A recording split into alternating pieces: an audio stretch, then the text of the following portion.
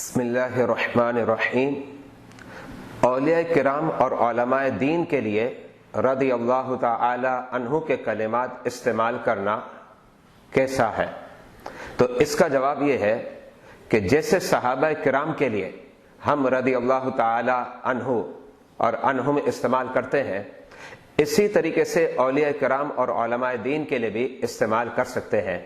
فقہ حنفی کی کتاب ہے تنویر الابصار مع در مختار، اس کے صفحہ نمبر 759 پر یہ عبارت مذکور ہے، وَيُسْتَحَبُّ تَرَدِّ لِلصَّحَابَةِ، کہ جب صحابہ کرام کا تذکرہ ہو تو رضی اللہ تعالی عنہ کہنا یہ مستحب ہے۔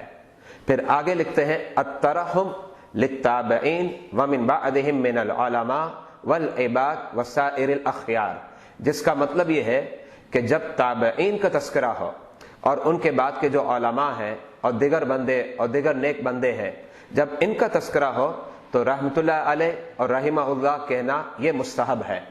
آگے لکھتے ہیں وَقَذَا يَجُوزُ عَكْسُهُ، جس کا مطلب یہ ہے کہ صحابہ کرام کے لیے رحمہ اللہ اور رحمت اللہ علیہ کہنا بھی صحیح ہے، اور غیر صحابہ جو نیک لوگ ہیں ان کے لیے رضی اللہ تعالی عنہ کہنا بھی صحیح ہے۔ واللہ اعلم بالصواب۔